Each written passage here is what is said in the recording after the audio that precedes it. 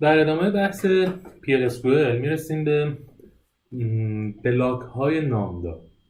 ما تا الان هر آنچه که یاد گرفتیم یک سری آنونیموس بلاک بود که فقط کد بود، فقط هم یک بار اجرا میشد و جایی هم در دیتابیس ما ذخیره نمیشد.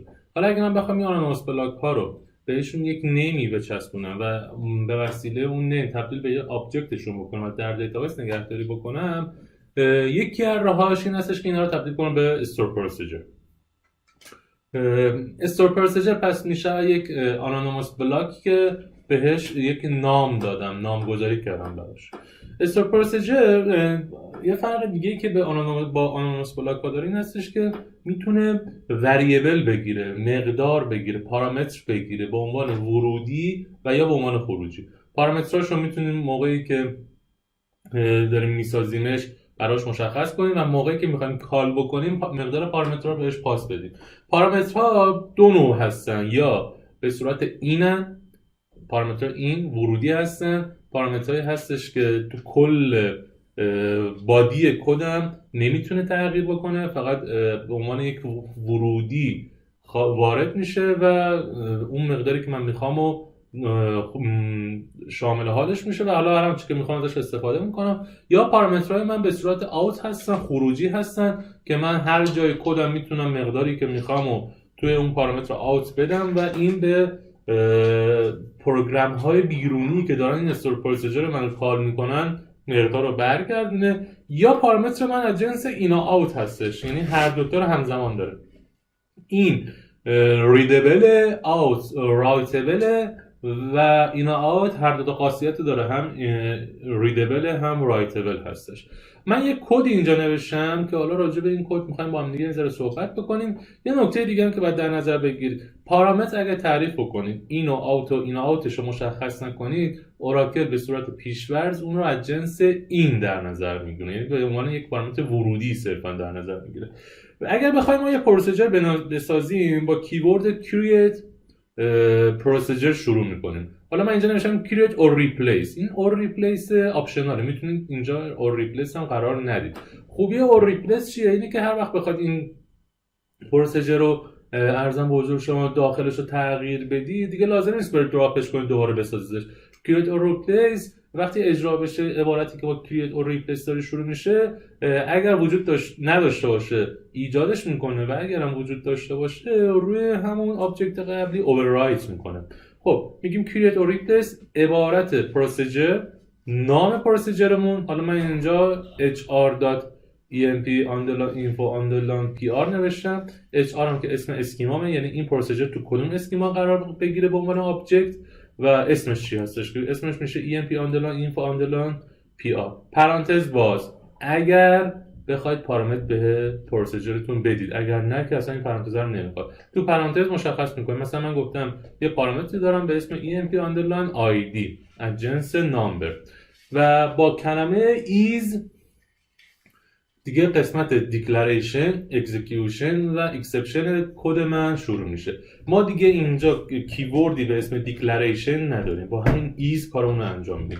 تو حد فاصله ایز، کیورد ایز و بیگین قسمت دیکلریشن من میشه. حالا هر آنچه که بخوام تعریف میکنم، وریبل بخوام، کانستنت بخوام، کرسر بخوام، هر آنچه که بخوام، تایپ بخوام، اینا رو اینجا تعریف میکنم که من یک رکورد تعریف کردم از جنس با ساختار HR_employees. خب حالا کد من اصلا میخواد چیکار بکنه؟ قبل از اینکه وارد بیزینسش بشم، قراره که یک شماره آیدی، یک شماره پرسونلی از من بگیره و بره جستجو بکنه و مشخصات کلی اون پرسونل برای من برگردونه. مثلا من بهش میگم شماره پرسونل 100 بگی، برو بهم بگو که اسمش چیه، فامیلیش چیه و مقدار حقوقش چقدر هستش. این کد قراره که این کارو برای من بکنه. خب میام چیکار میکنم؟ یک سلکت مینویسم دیگه، اینجاش کامل شما مسلط هستید بهش و آشنایی دارید دیگه. یه کدی نوشتم توش یه ورکلاس گذاشتم، یه سلکت نوشتم توش یه ورکلاس گذاشتم، اون مقدار ورودیمو emp_id رو به عنوان مقدار عبارت ورکلازم به این سلکت هم پاس دادم. هر رکوردی رو که برگردونده توی این رکوردی که اینجا تعریف کردم اینتو کردم emp_rec و اومدم توی DMS output put line، چون یه رکورد تعریف کردم هر ستونی که خواستم و فراخوانی کردم، گفتم اسم رکوردم داد اسم سلولش first name emp underline rec dot last name emp underline rec dot salary و در نهایت هم با یک end پروسیجر رو بستم. حالا این پروسیجر وقتی ساخته بشه، چون من گفتم تو اسکیمای HR جزء آبجکت های اسکیمای HR قرار میگیره و تو اون اسکیما باید قرار به قول معروف ساخته و ایجاد بشه.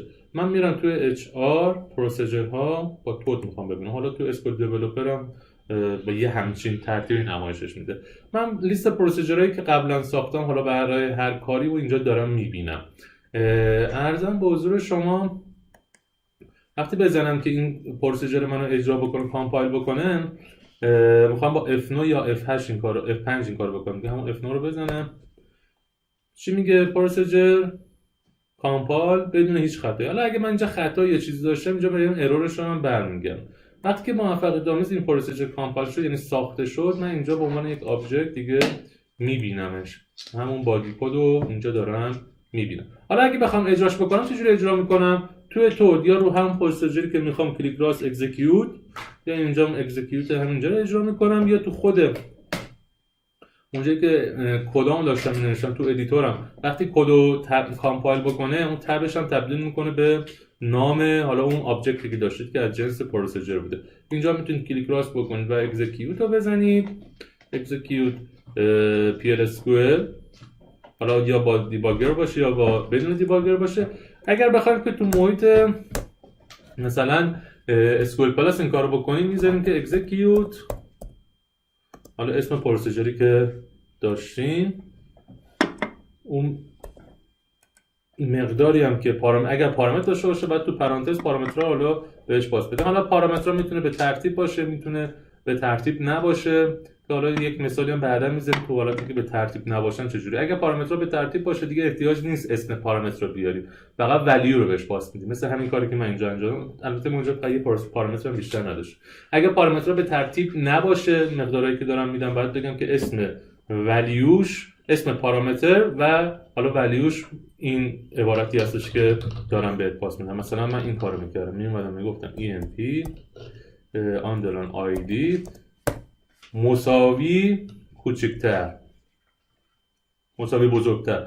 با این عبارت میومدم میگفتم حالا ولیوش اینه. اگه من چند تا پارامتر داشتم بدون ترتیب میخواستم این پارامترها رو مقدار دهی کنم همه رو بعد اینجوری دونه دونه براشون مینوشتم و با کاما اینا رو جدا میکنم. مثلا فرض کنید یه وریبل دیگه پارامتر دیگه هم داشتم به اسم first f name که از جنس مثلا کاراکتر هم هست، میومدم اینجوری بهش مقدار مثلا علی. حالا من انگار که مثلا این f name این اول بود. با این ترتیبی که الان خدمتتون عرض کردم من میتونستم ترتیب مقداردهی رو به هم بزنم اونجوری که دلم بخواد بهش مقدار بدم. حالا اگر پارامتر میتونه مقدار دیفالت داشته باشه، اگر مقدار دیفالت داشته باشه دیگه لازم نیست موقعی که حتما لازم نیست موقعی که داریم اکزیکیوت میکنیم پروسیجر رو بهش مقدار بدیم. اگر نداشته باشه ولی باید حتما یک مقداری بهش بدیم. خب با اکزیکیوت اسم پروسیجر و پارامتری که ولیوی که به پارامتر خواهم پاس بدم و سمیکالون میتونم الان اینجا F9 بکنم که اینو برام اجرا بکنم. خب ببینیم چی رو برد. استیون کینگ $24,000 یا میتونم اگزک هم بنویسم. خلاصه بخوام بنویسم میتونم اینو اینجوری بنویسم، مثلا عبارت اکزیکیوت رو کامل ننویسم. دوباره اینجا میبینیم که این کارو داره انجام میده. اگر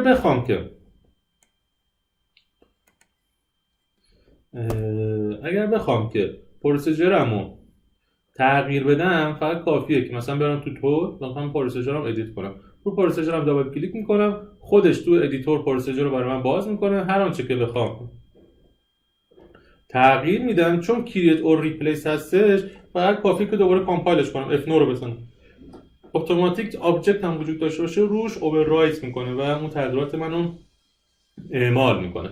حالا یه بحث دیگه که هست این هستش که پروسیجر ساخته شده چجوری از بین میره. با درا شما میتونید بگید که درا پروسیجر اسم پروسیجرتون اجراش بکنید و پروسیجرتون پاک بشه.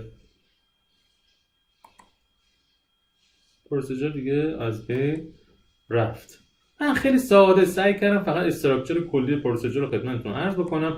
تو پروسیجر غالبا همیشه یه تیکه از بیزینس کد قرار میگیره و حالا اسمش باید معنادار باشه، پارامترهای ورودی نامگذاریش باید معنادار باشه، پارامترهای خروجی به همین ترتیب و هزار تا کار دیگه شما با پروسیجرها میتونید انجام بده. هدف از این جلسه کوتاه بودش که ما ببینیم که یک پروسیجر رو خیلی ساده اگه بخوایم بنویسیم چجوری میتونیم بنویسیم، چجوری اجراش بکنیم، چجوری بهش مقدار پاس بدیم و عرضم به حضور شما اگه قرار باشه که پاکش بکنیم هم چجوری این کار رو انجام بدیم. خسته نباشید.